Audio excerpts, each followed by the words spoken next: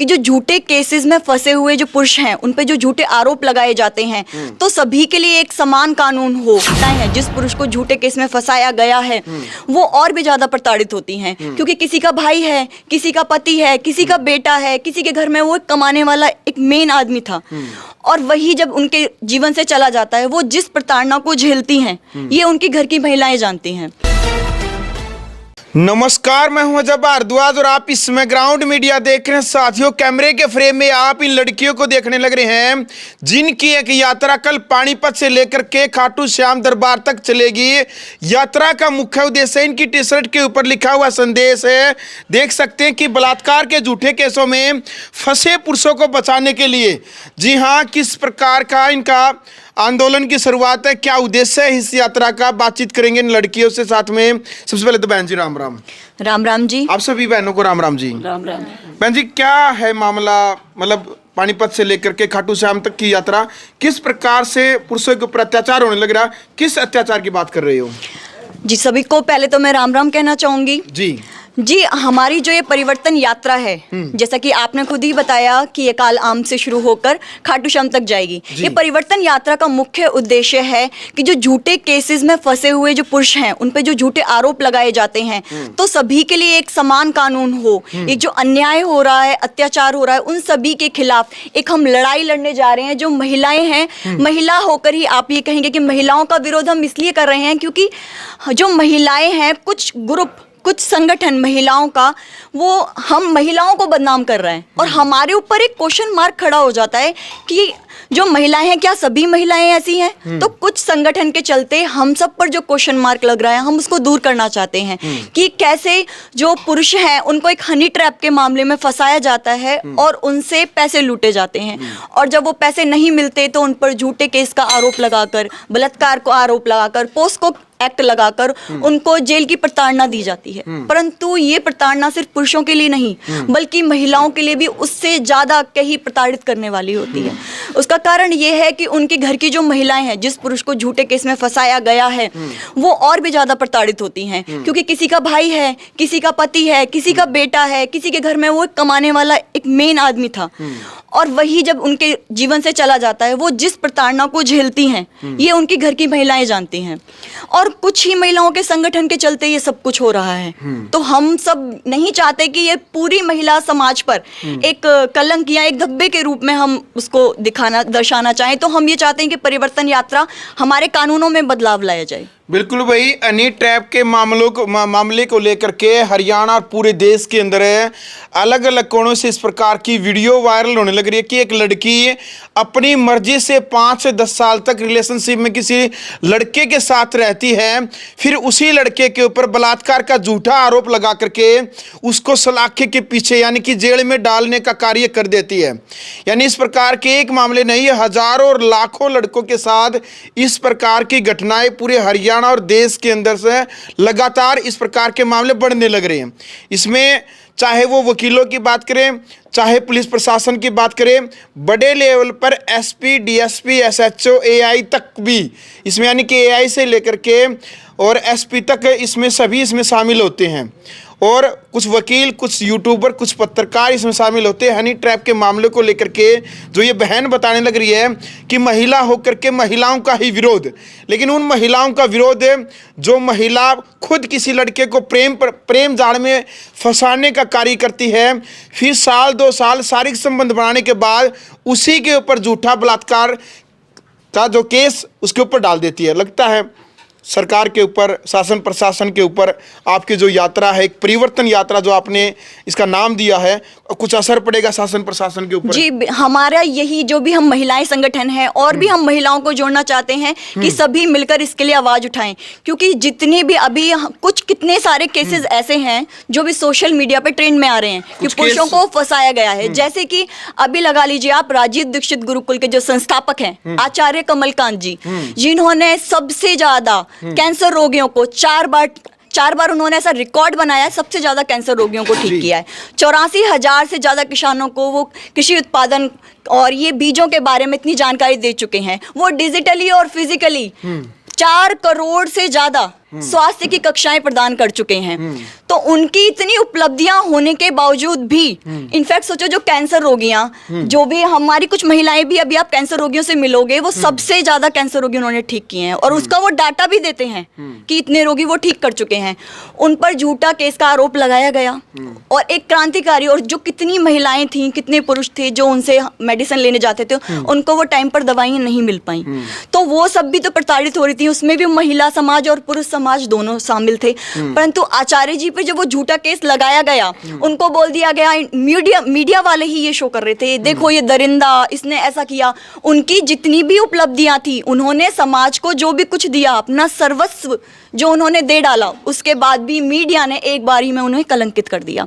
बाद में उनको निर्दोष बरी किया गया, परंतु मीडिया वाले ने उस चीज़ को इतना हाईलाइट नहीं किया। जब उन पे ये आरोप लगा, उसको हाईलाइट किया गया। बाद में जब वो निर्दोष साबित हुए, और निर्दोष, आप सोचिए ना, वो जो महिला जिसने ये दोष लगाया था, पूरा एक समाज, एक संगठन मिलकर उनके खिलाफ जो ये षड्यंत्र रचाया, पूरी एक लॉबी, क्योंकि चिकित्सा की जो ये लॉबी है, उन्होंने जैसे आचार्य जी ने सबसे ज्यादा कैंसर रोगी ठीक किए, और उन्होंने सत्यापित भी किया, परंतु बाकी जो लॉबी है वो उनके खिलाफ हो गई, और उन सब ने एक गुट बनाकर उनको फंसाया।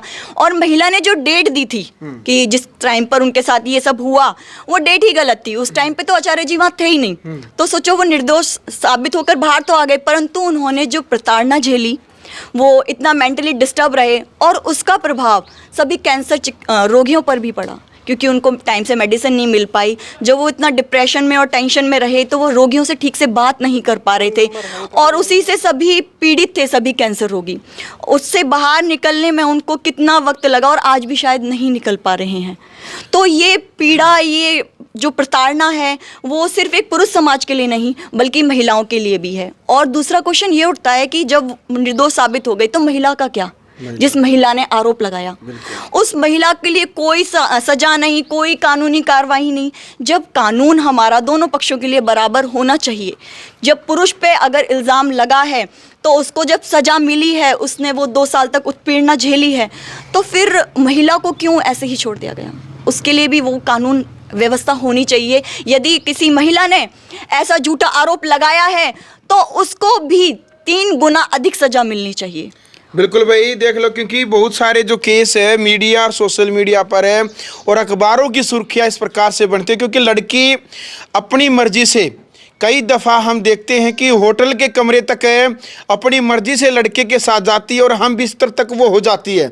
बाद में जब किसी घर वालों को, यानी कि लड़की पक्ष का जो घर वाले, उनको जब पता चल जाता है कि हमारी बेटी ऐसे ऐसे किसी लड़के के साथ गई हुई है, तो फिर लड़की के ऊपर प्रेशर, दबाव बना करके एक झूठी कंप्लेंट लिखवाई जाती है कि मुझे ये लड़का बहला फुसला करके होटल के कमरे में लेकर के गया, और मेरे जूस में या कोल्ड ड्रिंक में इसने नशीला पदार्थ मिला दिया, उसके बाद उसने उसका यौन शोषण किया। इस प्रकार के एक केस नहीं, हजारों केस हैं। जिस प्रकार से पूजा शर्मा नाम आपका? हाँ जी। पूजा शर्मा बताने लग रही है कि भाई आचार्य कमलकांत जी जो राजीव दीक्षित विचारधारा से जो गुरुकुल को चलाने लग रहे हैं, हजारों कैंसर के जो मरीज हैं उनको ठीक कर चुके हैं। ये अकेले आचार्य कमलकांत की बात नहीं है, ऐसे हजारों और लाखों पुरुष जो हैं इस प्रकार के झूठे यौन शोषण के आरोपों में प्रताड़ित होने लग रहे हैं, और जेल काट करके आने। बहुत सारे लड़कों ने तो जेल से आने के बाद उनका घर परिवार इस प्रकार से बर्बाद हो चुका कि समाज के अंदर उनको हीन दृष्टि से देखने लग गए थे, वो सुसाइड तक कर गए हैं। कई परिवार बर्बाद हो गए, कई लड़के, उनका जो भविष्य है वो बिल्कुल जीरो हो चुका है। बहन जी, क्या कहना चाहेंगे इस यात्रा में? क्या लगता है किस प्रकार का परिवर्तन होगा? परिवर्तन यात्रा का विशेष उद्देश्य यही है कि जो चले आ रहे हैं कानून, इनमें सख्त जी, हाँ, बड़े ठोस निर्णय लेना चाहिए। यदि जिसने अपराध किया है, कानून में तो महिलाओं की ज्यादा चलती है। महिलाओं की, वो महिलाएं हैं ही नहीं, वो शूर्पणखाएं हैं जो गलत कर देती हैं, है ना? महिला होकर के महिला को शूर्पणखा बोल रहे हो आप? हाँ, महिला होकर के महिला की दुश्मन। अच्छा, एक हमारे शास्त्रों में बताया, नारी तू नारायणी जी, है ना? जब वो नारायणी है, फिर वो ऐसे गलत कैसे कर देती है? आपने स्वयं अपनी इच्छा से किसी के साथ संबंध बनाया, और किसी के कहने की या खुद को पैसे की आवश्यकता है, और आपने फिर उसके ऊपर केस डाल दिया, पैसे लेके आप चुप हो गए, और फिर उस कानून को क्या कहना चाहिए जिसने कि उस बंदा को पहले तो आपने अंदर कर दिया और बाद में उसको बाइज्जत बरी कर दिया। तो मतलब क्या है, ये क्लियर होना चाहिए। मतलब हम ये चाहते हैं कि कानून सच हो, सजा किसी को सही सही मिले, कोई निर्दोष फंसना नहीं चाहिए और जो दोषी है ना वो बचना नहीं चाहिए। अच्छा, हम पूरे हरियाणा के अंदर पूजा घूमते हैं, बहुत सारे केस हम देखते हैं। काफ़ी लोगों का कहना है भाई जिस प्रकार से महिला आयोग है तो भाई पुरुष आयोग भी होना चाहिए। महिलाओं की आवाज़ उठाने के लिए तो महिला आयोग है, लेकिन पुरुष आयोग तो है ही नहीं। पुरुष आयोग, इसलिए ये हमारी ये मांग भी है कि पुरुष आयोग की व्यवस्था गठन होना चाहिए, ताकि पुरुषों के लिए भी, जैसे महिलाओं के लिए उनके पक्षों में आवाज उठाई जाती हैं, वैसे ही पुरुषों के लिए भी एक तबका ऐसा होना चाहिए जो उनके लिए आवाज उठाए। और मेन जो हमारा अभी काम है, हम चाह रहे हैं कि इस कानून में ही हमारी जो आवाज है वो सरकार तक जाए और कानूनों में परिवर्तन लाया जाए। तो मैं इसके लिए चंद पंक्तियां यूज करना चाहूंगी। चमकते हैं तारे की गगन बदल रहा है, चहकती है चिड़िया की चमन बदल रहा है, शमशान की खामोशी बता रही है लाशें वही है, सिर्फ कफन बदल रहा है, सिर्फ कफन बदल रहा है। तो कफन बदलने से काम नहीं चलेगा, बार बार हमें जो भी कानून है उनमें परिवर्तन लाना होगा, समय के अनुसार, व्यवस्था के अनुसार। तो बस मैं यही चाहती हूँ कि कानूनों में परिवर्तन लाया जाए, सरकार हमारी बात को सुने। और सिर्फ ये बात जो है वो आचार्य कमलकांत की नहीं, बल्कि ऐसे अनेकों पुरुषों की है जो आए दिन आत्महत्या तक भी कर लेते हैं, क्योंकि वो भी उतने ही प्रताड़ित होते हैं और एक गिलानी में चले जाते हैं। समाज जो है वो उनको बहुत ही घृणा की दृष्टि से देखता है और वो उससे आजीवन उभर नहीं पाते हैं। तो बस यही चाहती हूँ कि हम सभी महिला समाज यही चाहता है कि इन कानूनों में परिवर्तन लाया जाए, सख्त से सख्त कानून बनाए जाएं और समान कानून बनाए जाएं। बिल्कुल भाई, क्रांति की जो चिंगारी है उसकी शुरुआत पानीपत की धरती से होकर के खाटू श्याम दरबार तक ये यात्रा जाएगी। हर जिले से होकर के जो भी रास्ते में जहाँ जहाँ भी ज़रूरत होगी वहाँ पर ये यात्रा जाएगी। और शासन प्रशासन से ये यात्रा के माध्यम से जो लड़कियाँ हैं खुद एक संदेश देने लग रही है, सरकार से, शासन प्रशासन से अपील करने लग रही है कि भाई इस कानून में परिवर्तन होना चाहिए, कि जो लड़की अपनी मर्जी से शारीरिक संबंध बनाती है फिर लड़के को झूठे केस में उसको जेल करवा देती है, तो कहीं ना कहीं पूरे समाज में डर का माहौल है।